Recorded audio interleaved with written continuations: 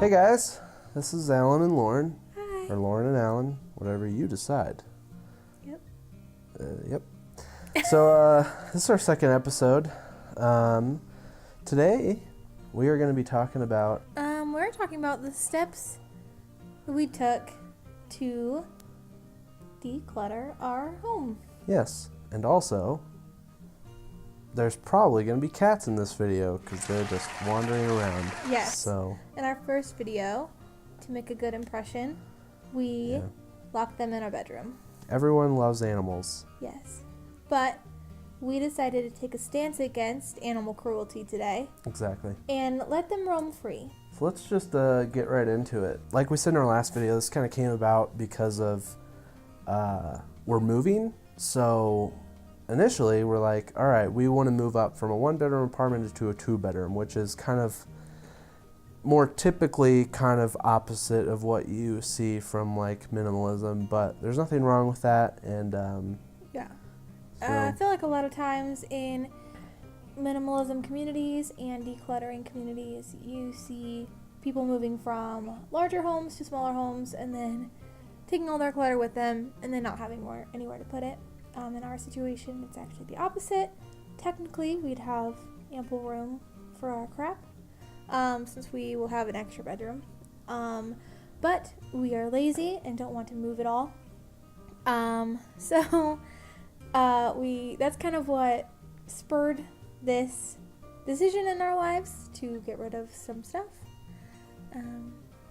yeah. So for us, we kind of went room by room when we first started. So I think we initially started in the kitchen, and it seems like we've gone like 2 different rounds.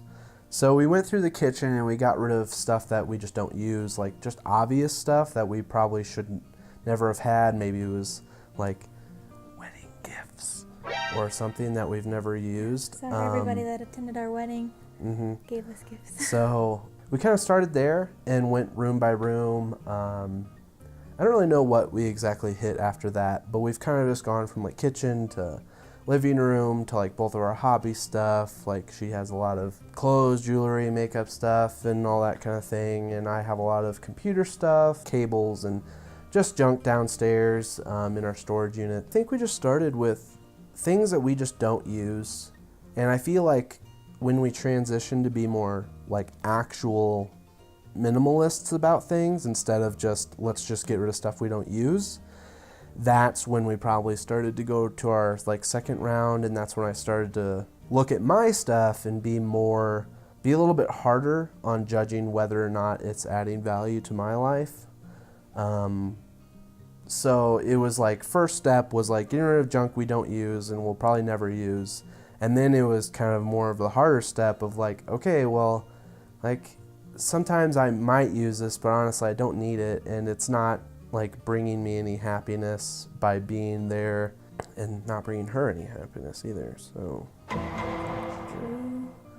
So that's kind of what we started with, or that's our ideas. I feel like we're on our third round of just like going through, just because we decided to move so early that we had so much time to just really think about it and what we want. My coffee cups were insane. We had to part with them in 2 different rounds. Part of that was because I got rid of a bunch and then went back to Starbucks.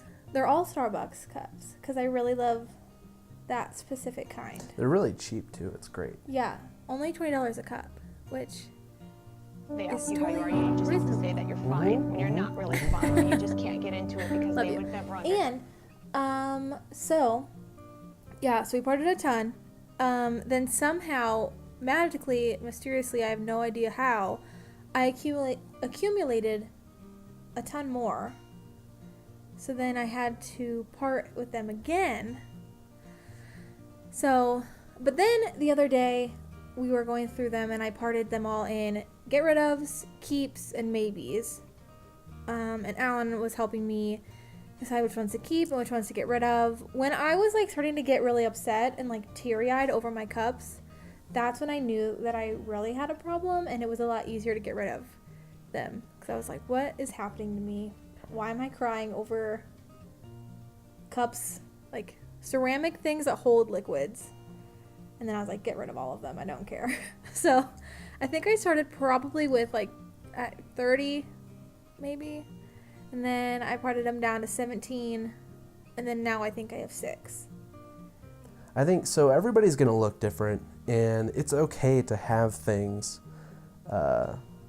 So don't get freaked out if you're like, well, like I have to get rid of every single cup or plate or whatever else. This guy. Hey, buddy. This is Benson. Yep, this seems accurate. So, yeah, I know this video there wasn't like tons of information, but I think just walking through like our mindset and our thinking process about like what. Sit down. Get over there. Hey down, buddy. Just kind of our thinking process on how we like started this and like what we started to do. I think there's a lot of things that we could have done better, but I mean, it all kind of put us in the same. Yeah, I kind of yelled that. He yelled Sorry. but but we kind of but we got to the end anyway, and like we're still going through stuff, and I mean, whatever method you feel like you have to use to get you there. I know that we just sort of went room by room. Some people do the boxing method. Some people really find like the Marie Kondo method useful, where she she'll put everything in a big pile, and then like just so she can see everything that she has, and then she'll go everything. If you find that useful, then that could work for you. So whatever, helps you get rid of stuff. And maybe your journey isn't to become like a minimalist. Maybe it's just to declutter some stuff in your home, and part with some stuff you don't need anymore or whatever. But yeah. Yeah. So I think that does it for this video. I think we'll go into more depth on each room and kind of what we did in our next video. So we are the Minimalisms. No, we're not. We're not. Well, we're the Millennials. That's it. That's us. See you guys later. Bye.